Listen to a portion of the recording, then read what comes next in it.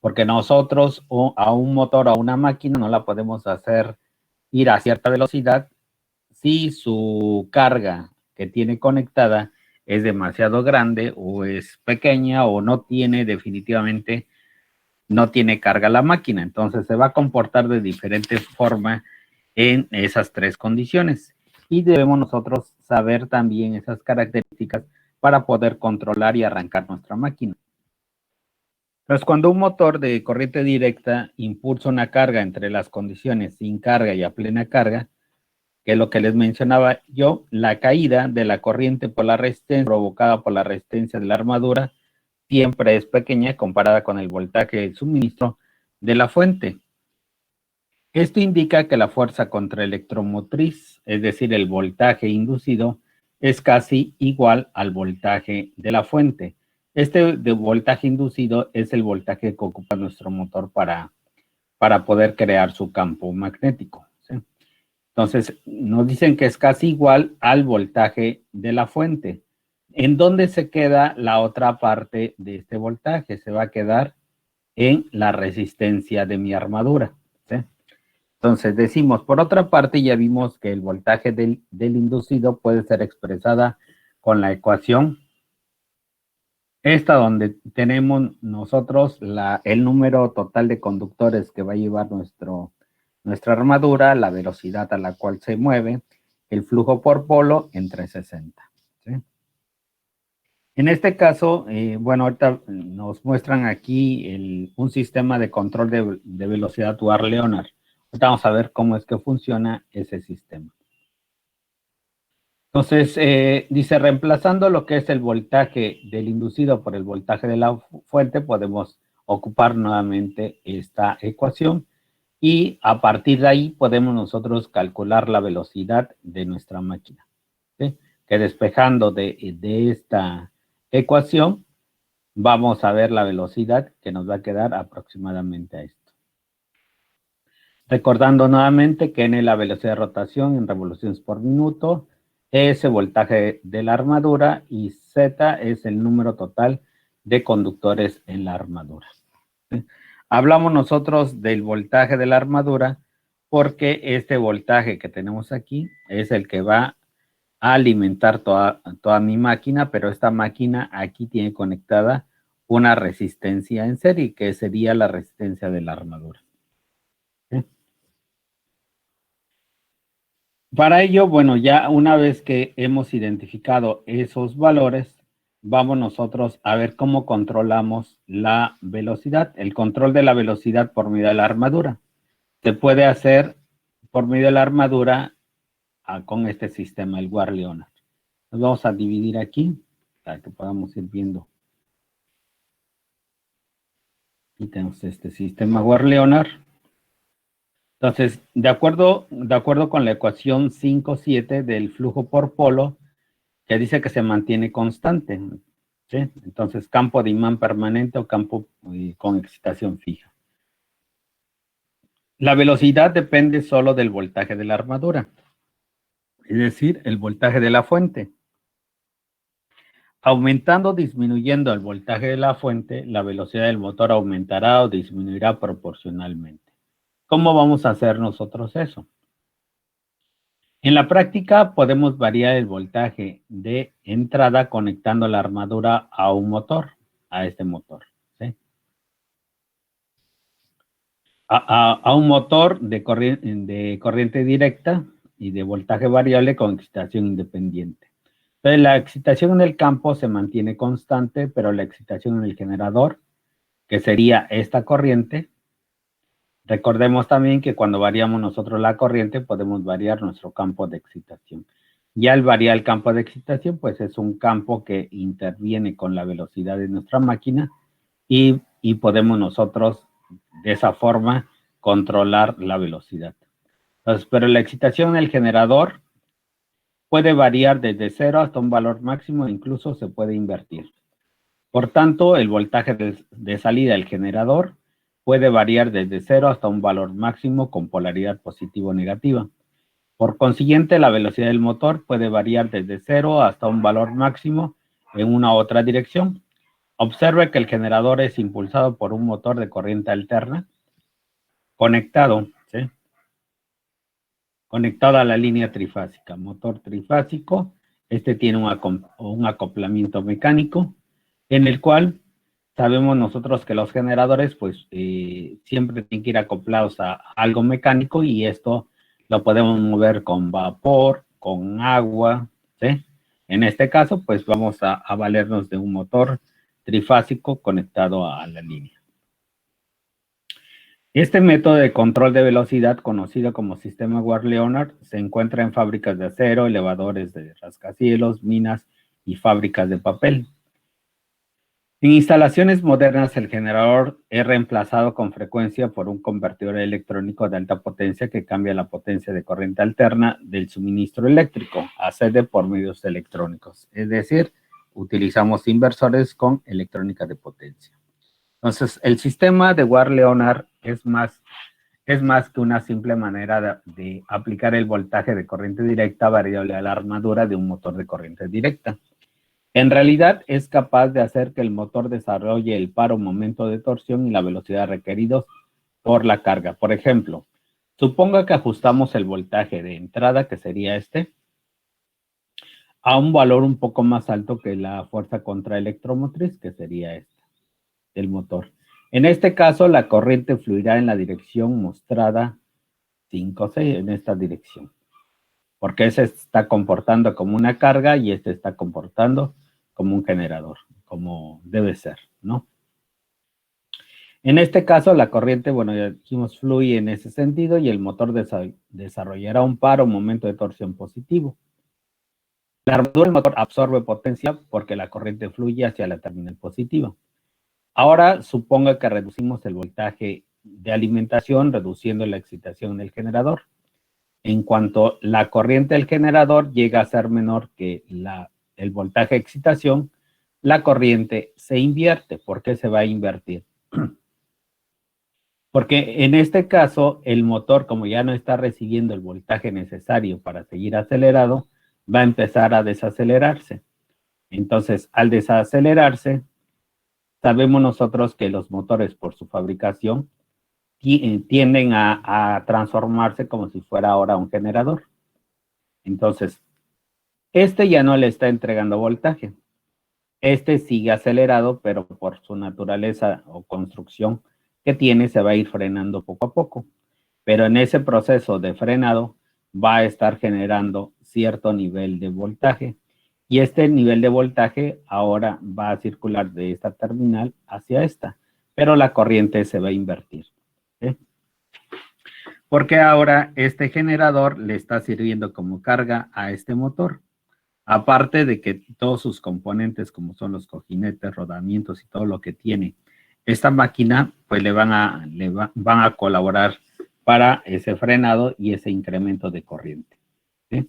Como si le sometiéramos a una carga, a un par de torsión a esa máquina. ¿Sí?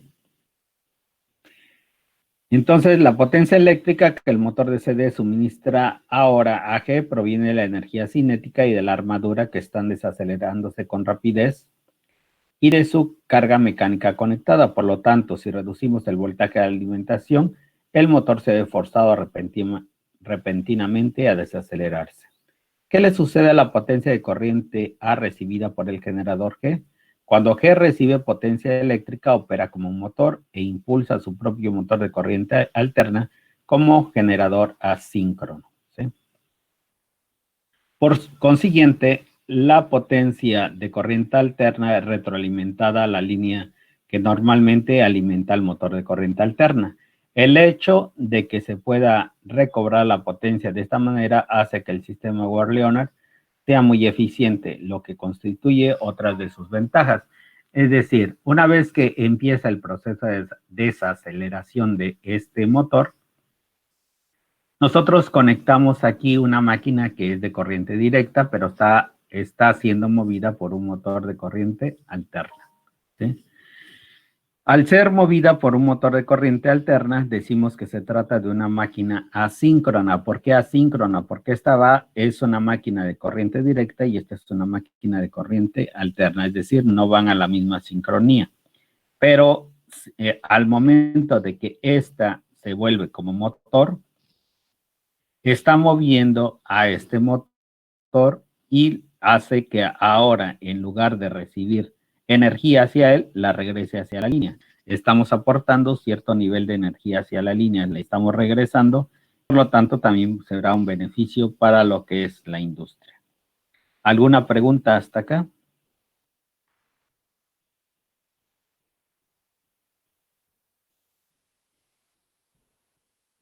Entonces el motor, profe, lo transfiere al otro o cómo. Sí, en este caso, y ustedes sí han hecho el experimento, digamos, de tener un motorcito de una grabadora, de un reproductor de DVD, que en su eje ustedes lo hacen girar, ¿sí? Con sus dedos lo hacen girar y si le conectan las terminales donde recibe el voltaje, si le ponen un multímetro, un voltmetro, van a notar que existe cierto nivel de voltaje en las terminales. Ah, sí, o ¿Sí? si le ponemos un LED, enciende. Exacto, enciende el LED, porque es exactamente lo que estamos haciendo aquí. Ahora, imagínate que ese motorcito que tienes en tus manos le pones la batería. Le pones la batería, entonces ese va a empezar a funcionar y pues lo que va a mover en este caso es algo que le conectes ahí, unos engranes, algo mecánico, ¿no? Lo va a empezar a mover. Ahora imagínate que esos no son engranes, sino que el mismo motor es un generador de corriente directa y que le conectas otro motorcito. Y que ese motor que le estás conectando está recibiendo alimentación. Está la batería, está tu generador y el otro motor. Y que este motor necesita cierto nivel. Un ejemplo, vamos a ponerle 5 volts. Pero que una vez que tú le retiras esto, le retira la alimentación, este motor que lleva en su eje tal vez ¿qué será? Unas paletas que le den un volante, que le dé mucha inercia, que siga moviéndose a pesar de que tú ya le quitaste la alimentación, este motor va a seguir moviéndose solito hasta que se frene. Pero en ese movimiento de quererse frenar, es como si le pusieras ahora tus dedos que le estés girando, ¿no? Que le giras al motor y que ahora en lugar de recibir voltaje, este está entregando voltaje a esta máquina.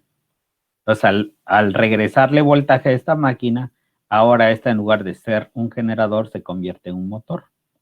Y este al convertirse en un motor, mueve a este otro motor que tiene conectado aquí.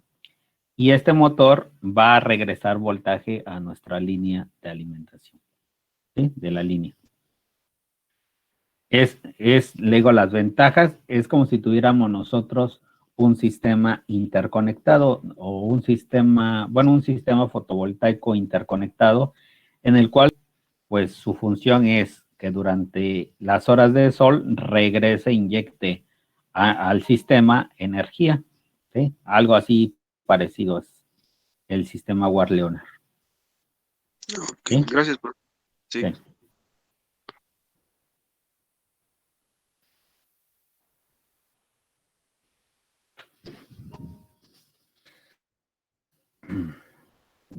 Sí.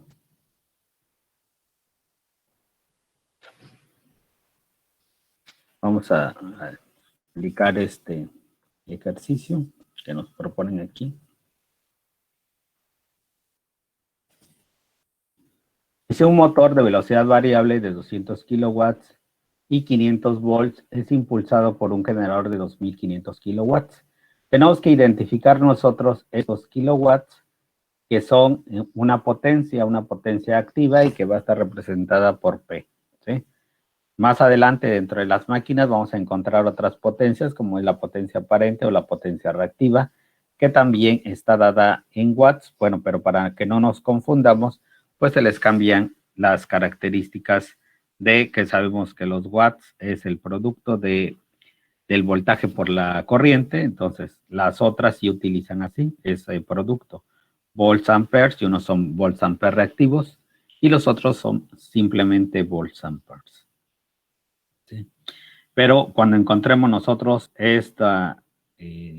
los kilowatts, las unidades de watts o kilowatts, estamos hablando de una potencia activa, es decir, representada por una P o potencia mecánica. Bueno, entonces, decimos nosotros que un motor de velocidad variable, 2000 kilowatts y 500 volts, es impulsado por un generador de 2500 kilowatts por medio de un sistema de control War-Leonard mostrado en la figura. La resistencia total del motor y del circuito de la armadura del generador es de, en este caso, como hablamos de resistencia, son de miliohms. Miliohms. El motor gira a una velocidad nominal de 300 revoluciones por minuto cuando el voltaje de excitación es de 500 volts. ¿Sí? Calcule el par o momento de torsión y velocidades del motor. ¿Sí?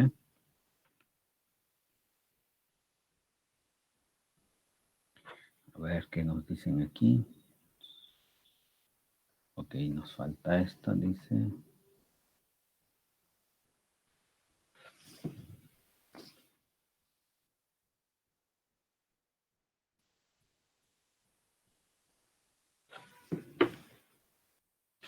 El par o momento de torsión y velocidad del motor cuando el voltaje es de 400, el voltaje de excitación 380, el voltaje de la fuente es de 350 volts y el voltaje de excitación es de 380 volts. ¿Sí?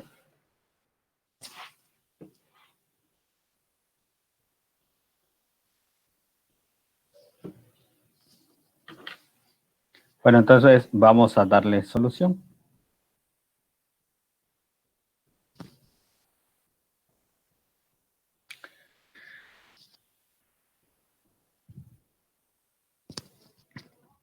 Bueno, en nuestras clases pasadas, para poner las otras en contexto, vimos estas ecuaciones donde están, que son muy simples, son la ley de Ohm nada más. ¿Sí? Es ley de Ohm. Por aquí las teníamos. ¿Sí? Ley de Ohm, donde está involucrado lo que es el voltaje de alimentación entre la resistencia. Esto sucede cuando nuestro motor está totalmente parado, ¿sí? Está detenido, no tenemos nada de movimiento, entonces solamente vamos a calcularlo con la fuente, ¿sí? Y la otra sería cuando tenemos nosotros nuestro motor que ya está andando, entonces tenemos que contemplar lo que es el voltaje de la fuente menos el voltaje de excitación entre la resistencia del motor. ¿Sí? Entonces, aquí nos dan los siguientes datos. Dice que es la velocidad variable de 2000, variable de 2000 kilowatts y 500 volts. ¿Sí? Y es impulsado por un generador de 2500 kilowatts. El motor tiene estas características, el generador tiene estas características. Luego, la resistencia del motor es de 10 miliohms y nos dicen que el motor, en este caso, hablamos del motor, no del generador, gira a una velocidad nominal de 300 revoluciones por minuto, cuando el voltaje de excitación es de 500 volts. ¿Sí? Entonces, ¿qué tenemos que hacer ahí?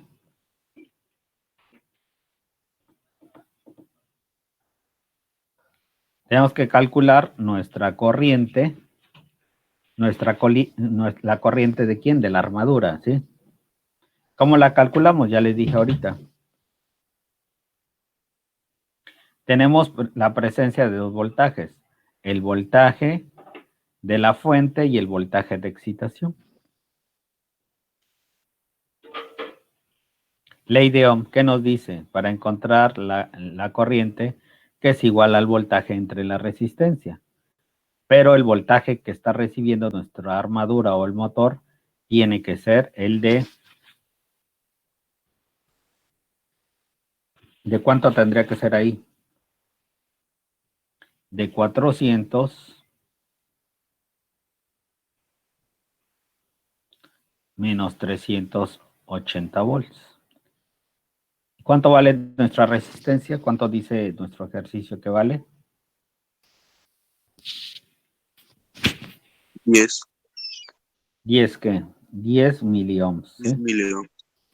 Entonces, aquí tenemos que van a ser 10 por 10 a la menos 3 ohms.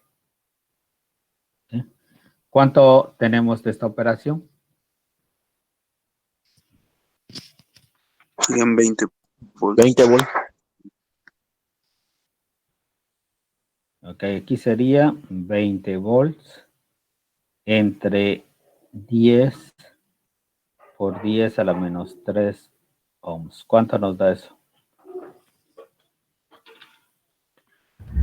2000. Ok, correcto, van a ser 2000.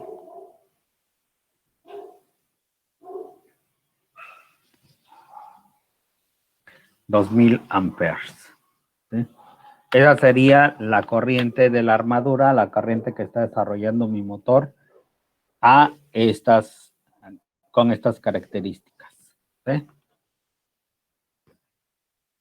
Luego, ¿para qué voy a ocupar la corriente?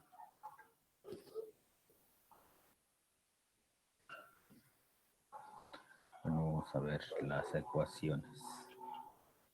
Nuevamente.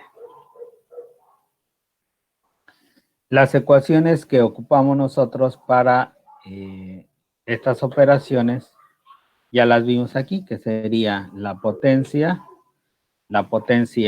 mecánica, ¿sí? También se ocupa lo que es esta potencia donde está involucrada nuestra torsión, ¿sí? Y tenemos esta otra donde está involucrada también la torsión, ¿sí? Entonces son ecuaciones pues que son simples que ya hemos estado ocupando. Profe, Entonces sí, dime. ahí en los 2000 amperes es 20 volts entre 10 por 10 a la menos 3. Correcto. Da 0.002. ¿Ya le pusiste a la menos 3?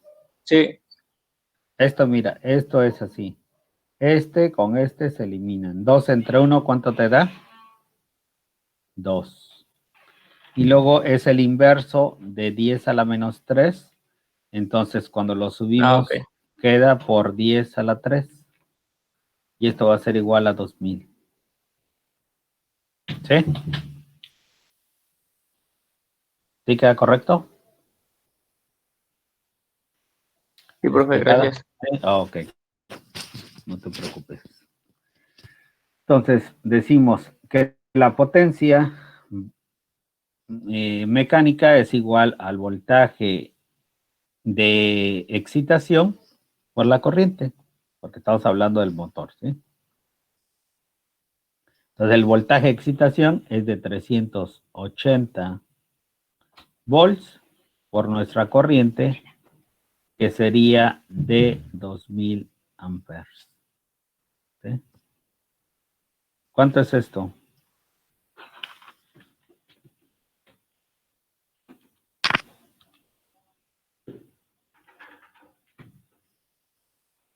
¿Cuánto les da? 760.000. Ok, 760,000, lo cual quedaría en 760 kilowatts, sí, porque los otros 3 ceros los puedo convertir a una K, ¿sí? 760 kilowatts. Luego, dentro de la ecuación, dice, en este caso, a ver, vamos a poner, podemos utilizar una regla de 3. No, nos están diciendo aquí que el motor gira a una velocidad nominal de 300 revoluciones por minuto cuando el voltaje de excitación es de 500 volts, ¿sí? Ahora, cuando el voltaje de excitación es de 380 volts, ¿A qué velocidad girará?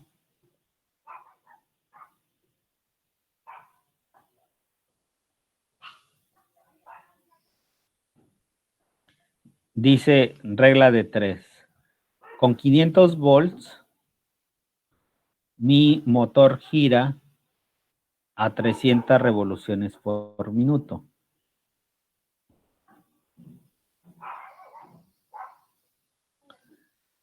Si ahora le aplico 380 volts, ¿qué velocidad tendré?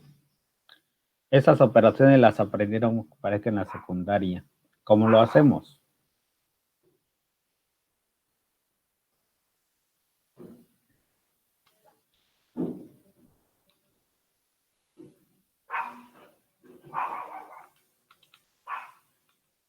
Son 228 revoluciones por minuto.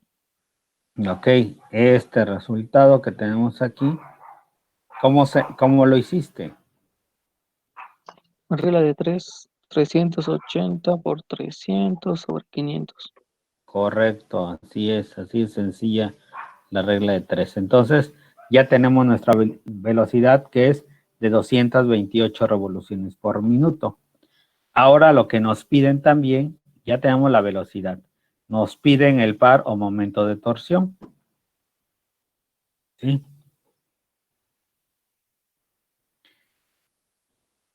Vimos también que existe una ecuación donde nos dice que la potencia, ¿sí?, que la potencia es igual al par, ¿sí?, al par por la velocidad entre 9.55.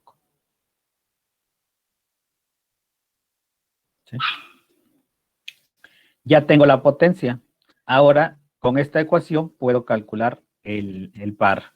Hay que despejarlo. ¿Cómo quedaría? Potencia por 9.55. Potencia por 9.55 entre la velocidad. Entonces, nada más sustituimos. Ya obtuvimos la potencia que fue de 760 por 10 a la 3 watts. Y vamos a multiplicarlo por 9.55 entre nuestra velocidad, que sería de 228 revoluciones por minuto.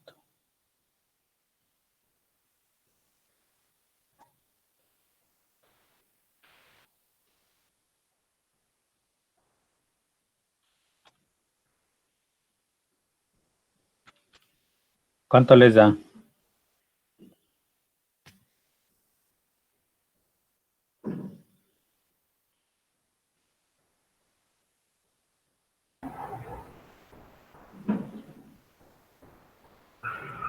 ¿Cómo se llama? Kilo. Son 31.833. ¿Sí? Kilonewtons metro. ¿Sí? Que ese sería el par que desarrolla con este voltaje de alimentación y este voltaje de excitación. Ahora vamos si el voltaje de mi fuente disminuye, que es menor que el voltaje de excitación, ¿qué es lo que va a pasar ahí?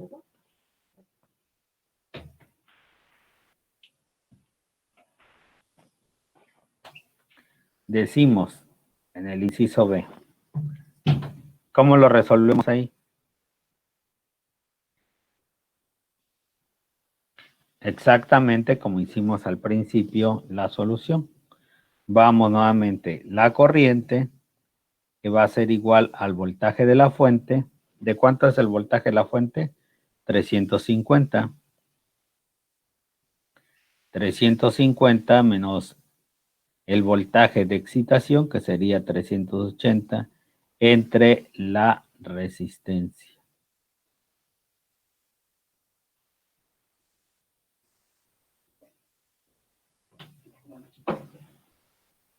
¿Cuánto nos da eso?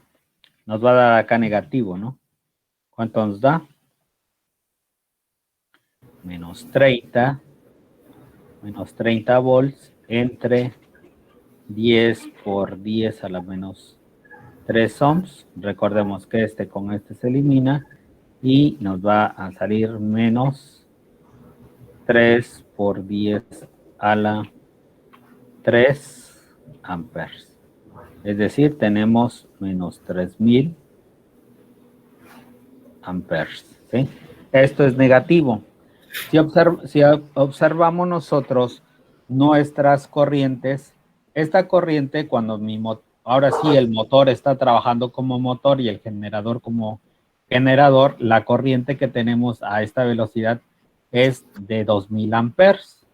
Pero cuando el voltaje de mi generador, que ahora se está comportando como un motor, y el motor que se está comportando como un generador, mi corriente ahora es de 3000 amperes. Es decir, que ahora la corriente que me está entregando mi motor cambió de dirección, que viene en este sentido, porque este generador se está comportando como carga. Pero como este generador tiene más elementos como el motor trifásico que tiene que mover su campo de excitación y este aparte, que es un motor que está trabajando en solitario y que tiene que desacelerarse y aún soportar todas las características de construcción del mismo, pues las corrientes se van a elevar muchísimo. ¿Sí?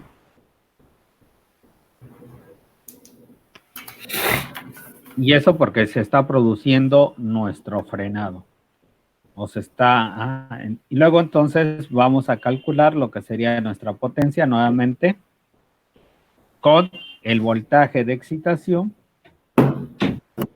con la corriente. Entonces tenemos que nuestro voltaje de excitación va a ser de 380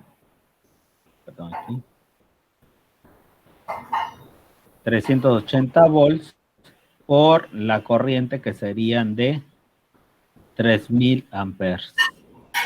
Entonces, ahí vamos a tener 380 por 3000. Vamos a obtener nosotros una potencia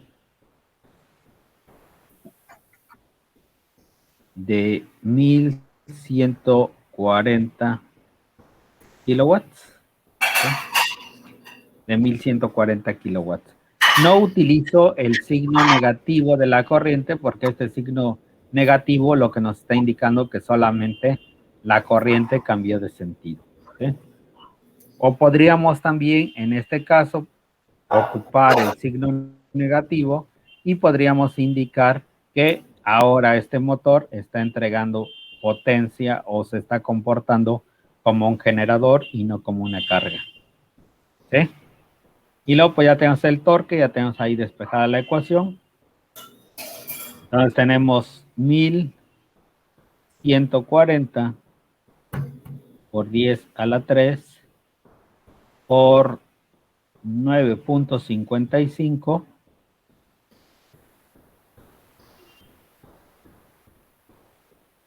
entre la velocidad.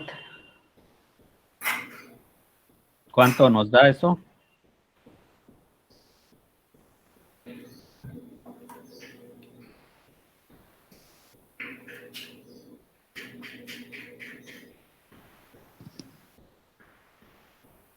$47.750 kilonewtons metro. ¿Sí?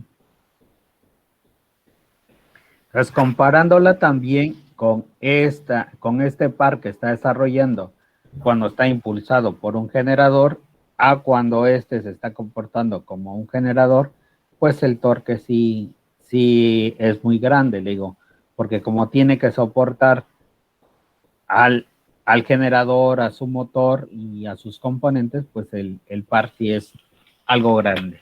¿Sí? ¿Alguna pregunta hasta ahí? ¿Le podría regresar, profe, para que le tome captura, por favor?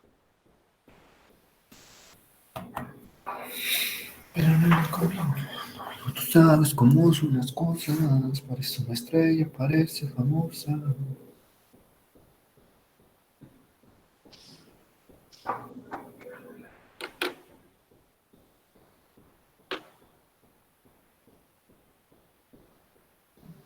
Ya podemos avanzarle ya.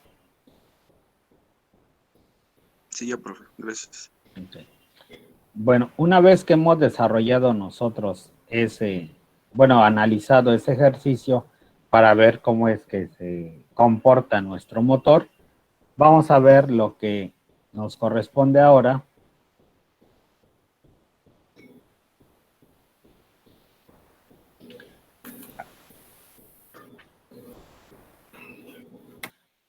Ok, el control de velocidad por medio del reóstato. Ya vimos nosotros que cuando utilizamos un reóstato, ¿sí? El reóstato no es otra cosa más que una resistencia, ya se los he mencionado, y que este reóstato, lo que vamos a hacer, es un reóstato que se va a conectar en serie con mi armadura,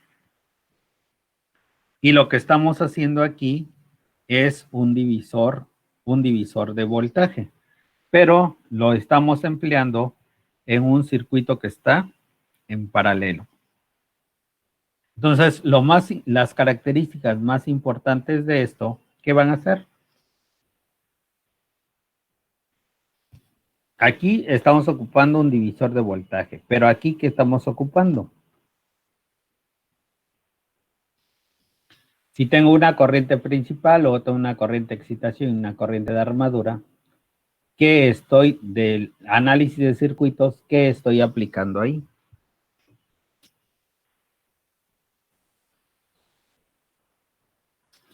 Estoy aplicando un divisor de corriente.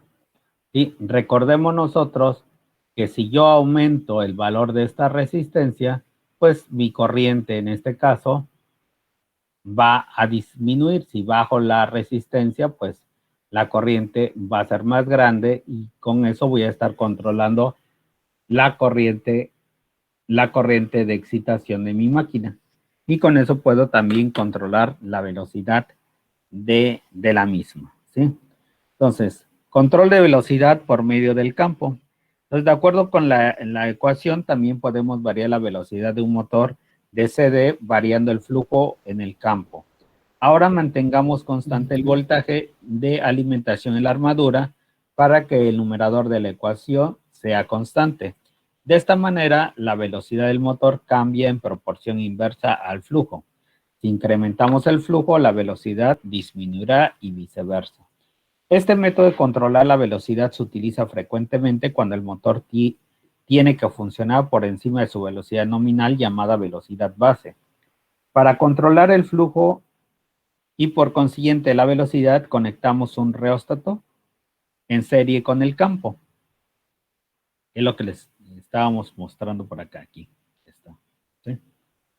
Nada más que ahora aquí teníamos nosotros un control por medio de armadura.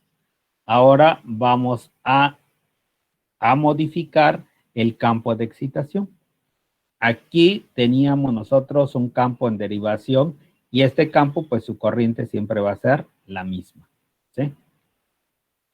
Siempre va a ser la misma y por lo tanto vamos a tener se puede decir una excitación constante. Pero ahora lo que vamos a variar es el flujo para que podamos controlar la velocidad por medio de campo. Entonces, la fuerza contraelectromotriz del voltaje excitación es un poco menor que el voltaje suministro en la armadura, debido a que la caída de la corriente por la resistencia en la armadura, si incrementamos súbitamente la resistencia del reóstato, tanto la corriente de excitación en esta, como el flujo phi disminuirán.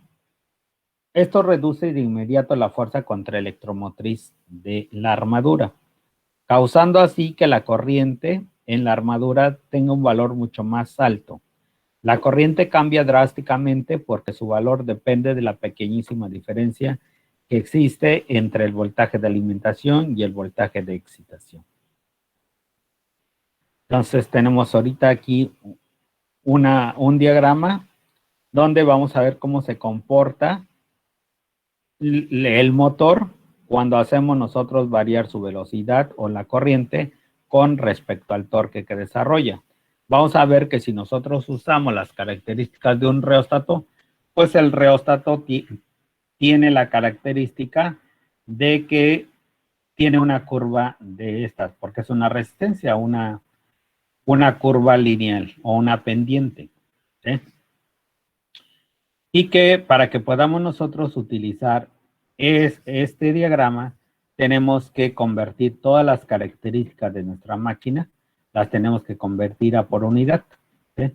Tenemos que convertirlas a por unidad para que podamos utilizar las características de este diagrama y podamos obtener resultados. Entonces, decíamos nosotros, íbamos en esta parte, donde las diferencias del voltaje de la entrada y el voltaje de excitación. A pesar del campo más débil, el motor desarrolla un par o momento de torsión mayor que antes. Acelera hasta que el voltaje de excitación sea de nuevo casi igual al voltaje de la fuente. Obviamente, para desarrollar el mismo voltaje de excitación con un flujo más débil, el motor debe girar más rápido. Por ello, podemos aumentar la velocidad del motor sobre su valor nominal, introduciendo una resistencia en serie con el campo. En motores devanados en derivación, este método de control de velocidad permite relaciones altas de velocidad base de 3 a 1. ¿Sí? Los intervalos de velocidad más amplios tienden a producir inestabilidad y una conmutación deficiente. En ciertas condiciones anormales, el flujo puede caer a valores peligrosamente bajos. Por ejemplo, si la corriente de excitación de un motor en derivación se interrumpe por accidente, el último flujo restante es el provocado por el magnetismo remanente en los polos. Este flujo es tan pequeño que el motor tiene que girar a una velocidad peligrosamente alta para inducir la fuerza contraelectromotriz requerida. Para evitar condiciones de embalamiento o aceleración brusca, se introducen dispositivos de seguridad, como los vamos a ver más adelante. ¿Sí? Tenemos lo que es el motor en derivación o shunt. ¿Sí? Derivación, esta palabra shunt es paralelo, ¿sí? En inglés. Los motor en derivación o motor paralelo bajo carga. Considere un motor de corriente directa que funciona sin carga. Si se aplica repentinamente una carga mecánica al eje, la pequeña corriente sin carga no produce un par o momento de torsión suficiente para soportar la carga y el motor comienza a desacelerarse.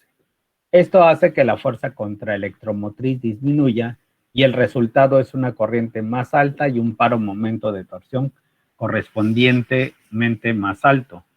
Cuando el par o momento de torsión desarrollado por el motor es exactamente igual al par o momento de torsión impuesto por la carga mecánica, entonces, solo entonces, la velocidad permanecerá constante.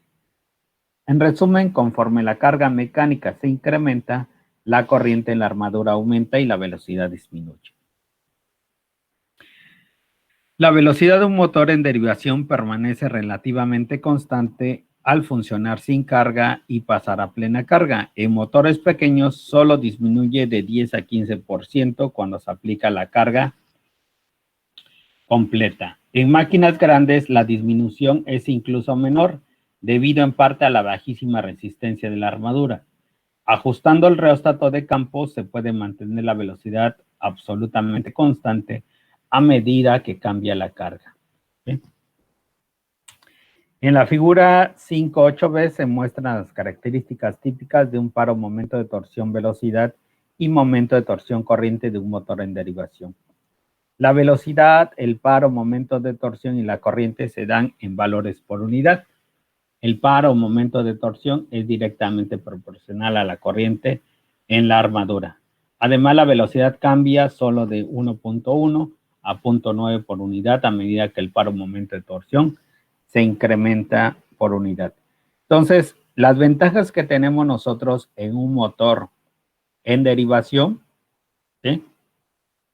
Tenemos que aplicar las características de los circuitos en paralelo, que dijimos que en un circuito en paralelo, ¿cómo es el voltaje? Igual. Igual. ¿Y cómo es la corriente en los elementos?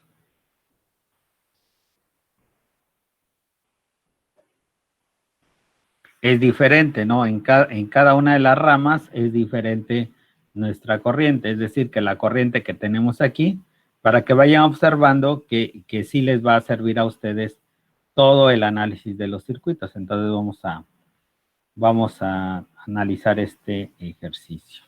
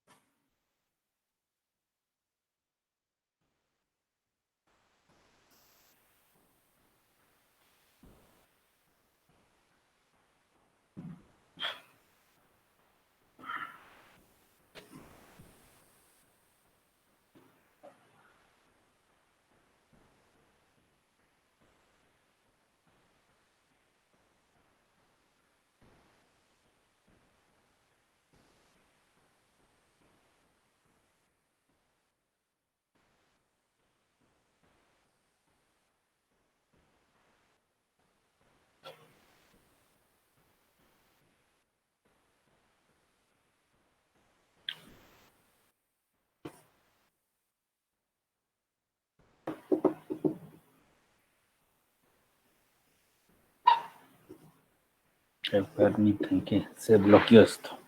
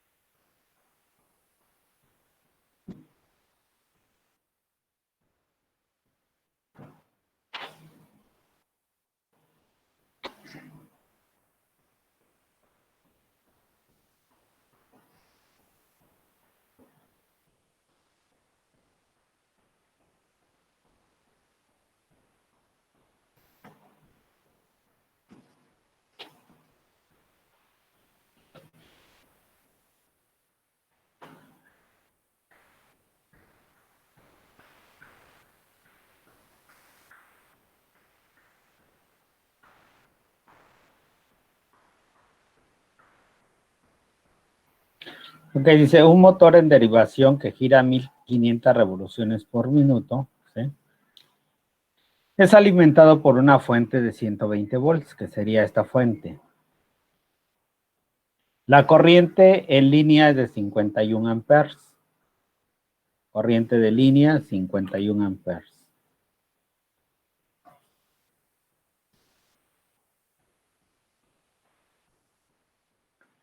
Luego tenemos nosotros, y la resistencia de campo en derivación es de 120 ohms.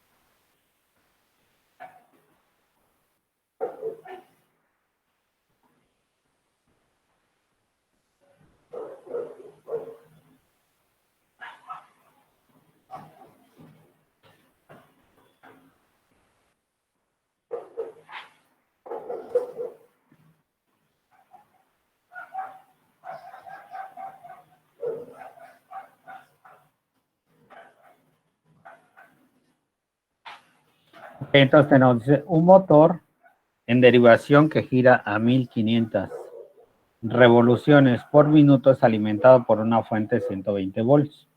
La corriente de la línea es de 51 amperes, la resistencia del campo en derivación, que sería esta, es de 120 ohms. La resistencia en la armadura es de 0.1 ohms. Es decir, esta resistencia que tiene la armadura es una resistencia que podríamos representar aquí, una resistencia que está conectada en serie con esta armadura. Entonces, vamos a calcular lo siguiente, la corriente en la armadura. ¿Cómo calculamos la corriente en la armadura? Es decir, queremos calcular la corriente que existe aquí. ¿Cómo la calculamos?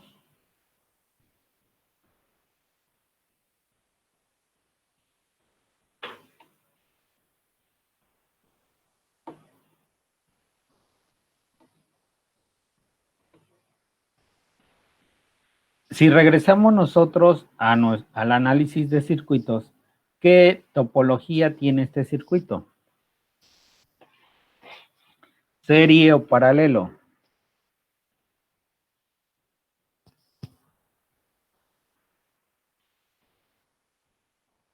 ¿Qué topología tiene el circuito? ¿Serie o paralelo?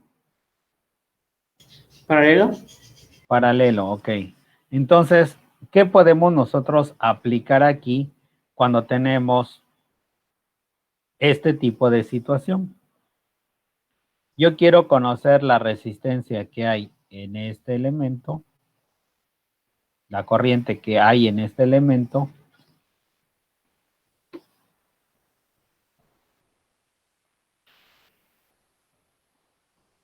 ¿Cómo le hago?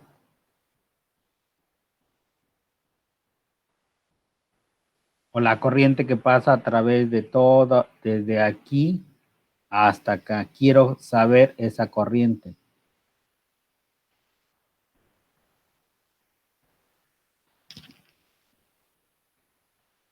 ¿Cómo le hago? Si en este caso solamente conozco la resistencia en serie de esta máquina, pero no conozco la resistencia total de la máquina. Conozco la resistencia, el valor resistivo de este inductor, pero para que yo pueda aplicar en este caso, la regla divisora de corriente, ¿podría yo aplicarla ahí?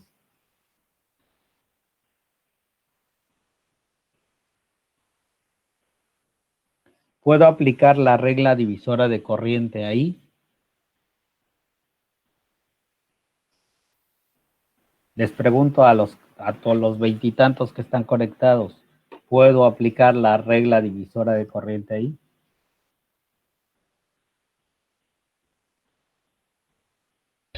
Sí, profe. ¿Cuáles serían las condiciones para que yo pueda aplicar la regla divisora de corriente?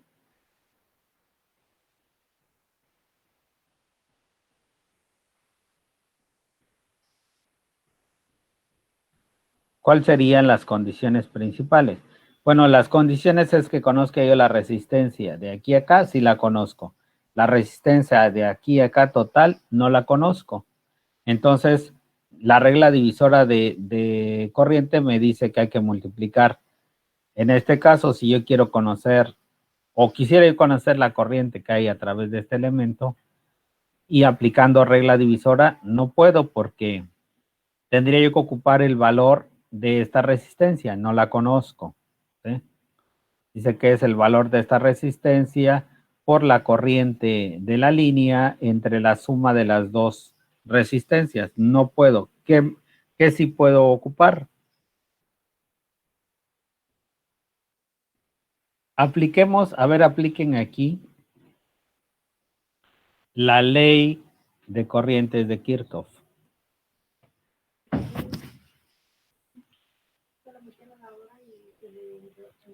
Esta corriente nosotros la conocemos como corriente de excitación, la hemos venido viendo en la literatura que la ponen así, ¿no? IX. Y que esta corriente pues sería la corriente de mi motor, que le podemos decir que es mi corriente I. ¿Sí? ¿Qué me dice la ley de corrientes de Kirchhoff? ¿Qué dice la ley de corrientes de Kirchhoff? Que la sumatoria de las corrientes que entran en un nodo es igual a la sumatoria de las corrientes que salen en el nodo. De estas corrientes, ¿quiénes entran en el nodo? La 51 amperes. Ok. ¿Existe alguna más que entre al nodo? No. No. No. ¿Cuáles son las que salen? La corriente X Ok, y la corriente principal. La y corriente del motor.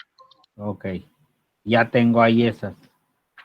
Ahora, de estas, tengo dos incógnitas. Pero si ahora le pregunto ¿cómo se llama? A Ohm, a la ley de Ohm, ¿cómo puedo encontrar estas corrientes? Me dice que para que yo pueda conocer la corriente es necesario un voltaje y que Una dividirlo resistencia. entre una resistencia. En un circuito en paralelo, ¿cómo dijimos que es el voltaje? Es igual. Es igual, entonces sí tengo el voltaje de la fuente que está alimentando a este, también a este. A esta resistencia del inductor la conozco. Bueno, esta se llama, su nombre correcto es así. ¿La conozco? Sí. Sí. Luego, si fuera yo para acá y ahora, este voltaje sí lo conozco, pero conozco la resistencia total del motor. No, ¿sí? Entonces, de estas dos, la que sí está completa es esta ecuación. Entonces, esta corresponde a la corriente de excitación, que sería el voltaje de la fuente entre la reactancia inductiva. ¿Sí? Entonces, tengo esta reactancia inductiva, sustituyo, ¿de cuánto es el voltaje? 120 volts. ¿Y de cuánto es la reactancia inductiva? De 120 ohms. ¿Cuánto tengo de corriente aquí? 1 ampere. 1 ampere. Ok. Ya le di solución a esta ecuación que había yo dicho aquí. Esta ecuación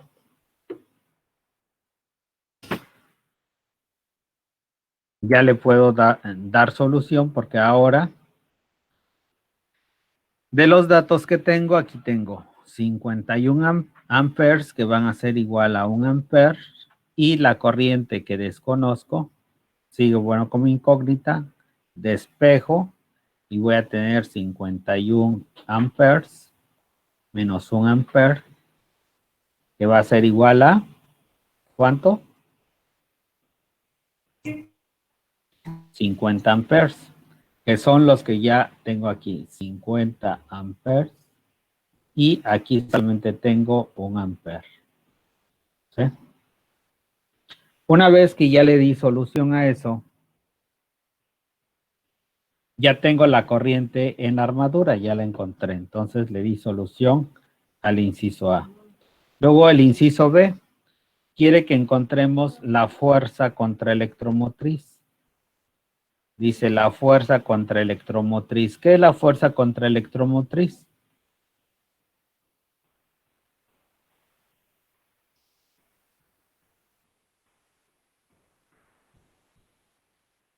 La fuerza contraelectromotriz es el voltaje del inducido, ¿sí? Lo hemos estado leyendo una y otra vez, que es el voltaje de excitación o el voltaje de la fuerza contraelectromotriz de un motor, ¿sí? Ok, quiero ahora en este mismo circuito, quiero conocer qué voltaje ocupa este motor. ¿Qué hago ahí? ponga a trabajar todos sus conocimientos de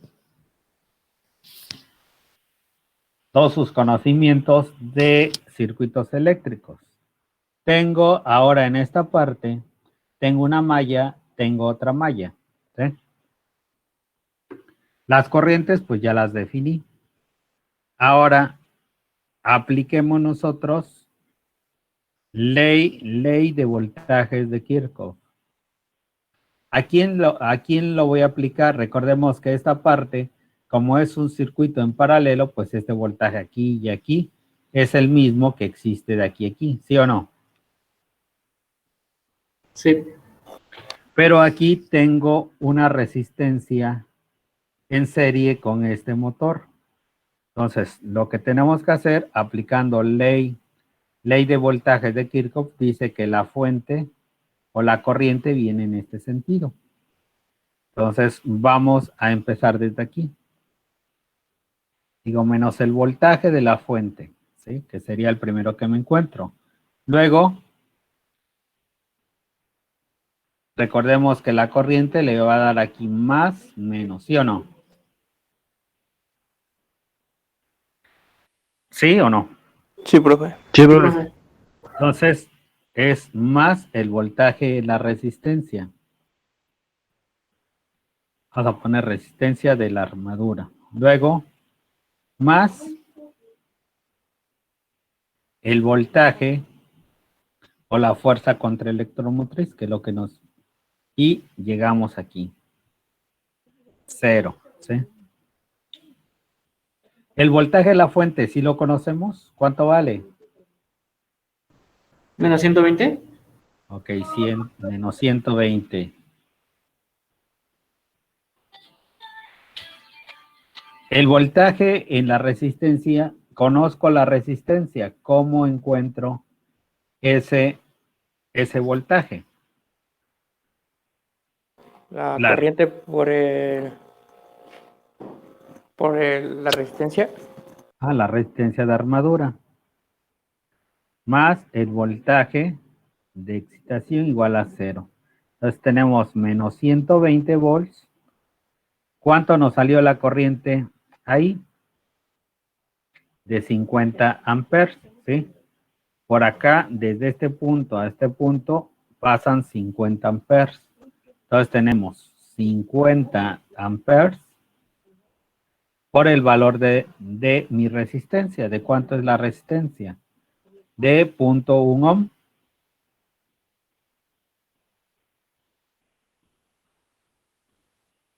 Más el voltaje excitación igual a 0. ¿Cuánto nos da esa operación?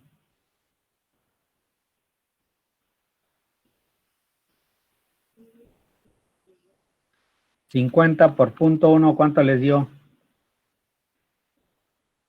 5. Ok, son 5 volts más el voltaje de excitación igual a 0.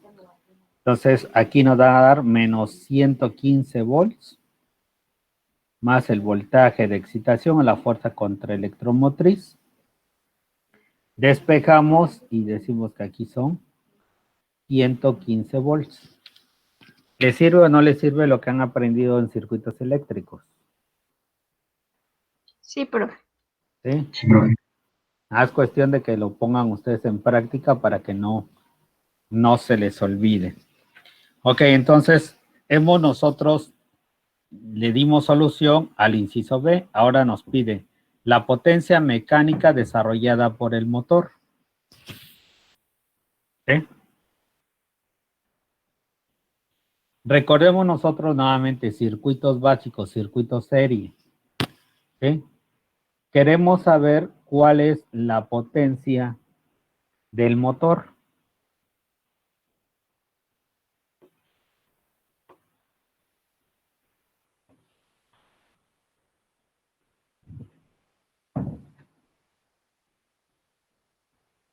Sí recuerdan ustedes que cuando teníamos nosotros una fuente, la fuente tiene un voltaje, tiene una corriente y es la potencia total que puede suministrarnos a todo el circuito.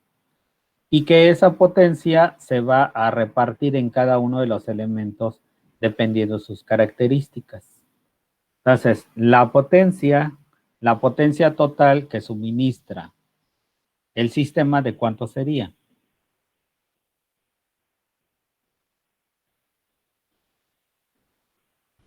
La potencia de entrada o de la fuente, ¿de cuánto sería? El voltaje por la intensidad, ¿de cuánto es el voltaje? Esta sería el 120. voltaje de la fuente, serían 120. ¿Por cuánto? Por 51, 51 amperes, que es la corriente que tenemos nosotros aquí. 51 amperes, 120 volts. ¿Cuánto nos da eso? 6120. 6120 watts. ¿Sí? Ahora, la potencia de la armadura o del motor, bueno, de la armadura en sí, en total. Desde aquí hasta acá le llamamos armadura. ¿De cuánto sería? Nuevamente el voltaje, porque ocupa el voltaje de la fuente, por la corriente, vamos a decir corriente de armadura, que serían 120 volts, pero ¿cuánta corriente se viene por aquí? 50 amperes. Ajá, 50 amperes. Entonces, vamos a poner aquí que son 50 amperes. ¿Cuánto nos da de potencia ahí? 6000. 6000, ¿sí?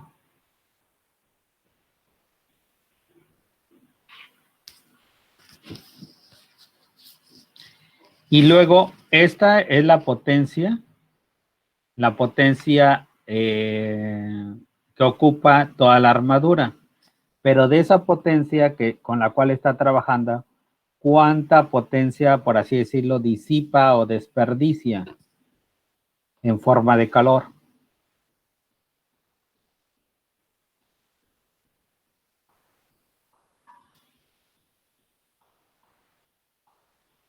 De estos elementos, por eso existe esta resistencia de la armadura, porque esta resistencia son precisamente las pérdidas que va a presentar mi máquina por calentamiento, es decir, por la corriente, porque sabemos que la característica principal de las resistencias es, de alguna forma, la corriente excedente deshacerse de ella en forma de calor, el efecto Joule, ¿sí?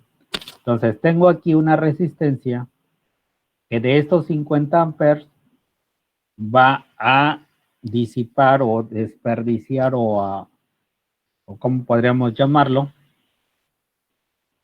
Los va se va a deshacer de ellos en forma de calor. Entonces decimos que la potencia, que va a ser igual a la corriente, una potencia que tenemos que la corriente es igual a la resistencia al cuadrado, ¿sí? Ah, perdón, no es así. Estoy aquí mal. Es la corriente al cuadrado por su resistencia, ¿sí? ¿Sí recuerdan esta ecuación? Sí, profe. Sí, entonces, la misma corriente que pasa por la armadura, que son 50 amperes, tenemos que elevarlo al cuadrado y multiplicarlo por el valor de la resistencia. ¿Cuánto nos da eso? 250 watts. 250 watts. Ok. De aquí vimos que toda la potencia que entra a nuestra máquina es de... ¿Dónde está? Sí, es esa. 6120 watts.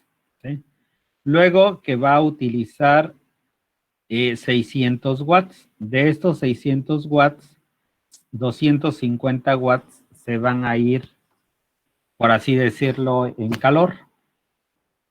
De toda la potencia que tenemos de 6120 watts, me faltan 120 watts. ¿Esos a dónde se van?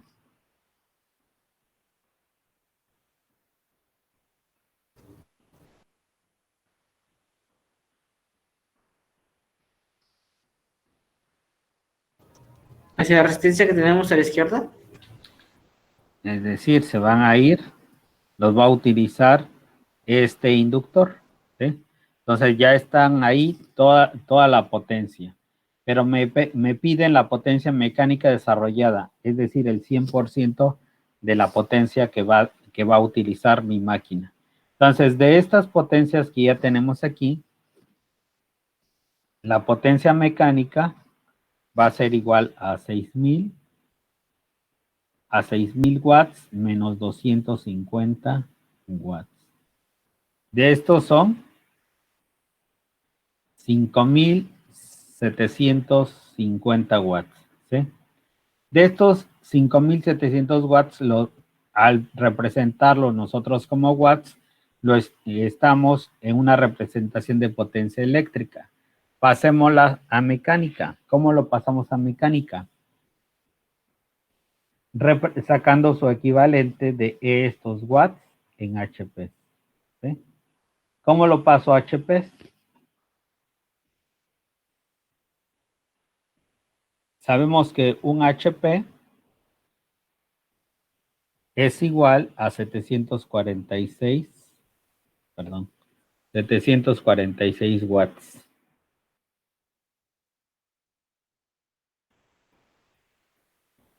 Y que ahora tengo yo 5,750 watts y nuevamente aplico mi regla de 3. ¿Cuánto les da?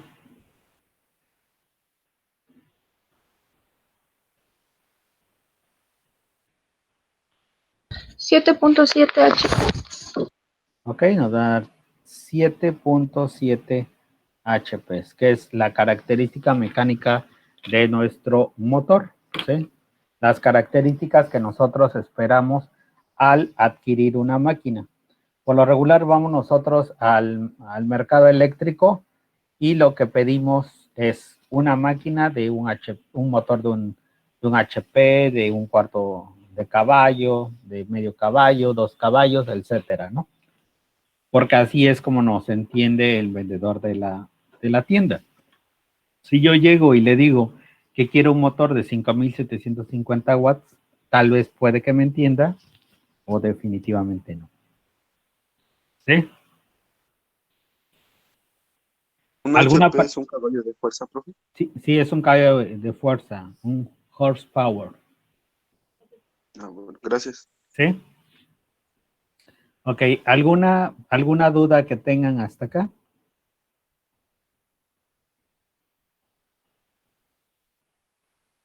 ¿Lo puede poner otra vez, por favor?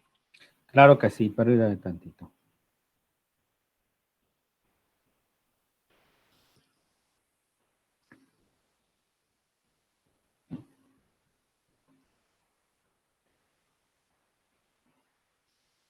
Ahí o más arriba. Sigue un poquito más arriba.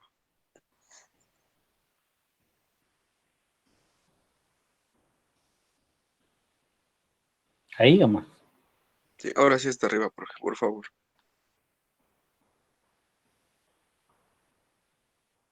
Ya, gracias, profe. Sí.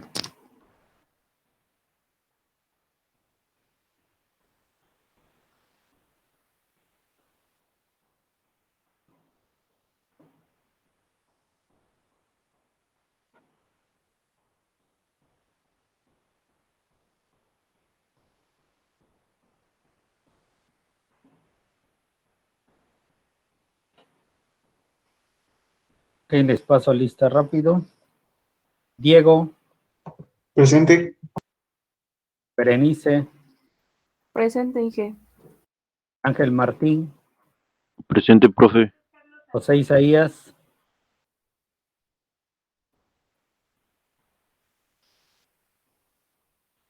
Jaime Fidel, Presente. José Hilario, Presente, profe. Juan Alberto, Presente. José Armando, Presente.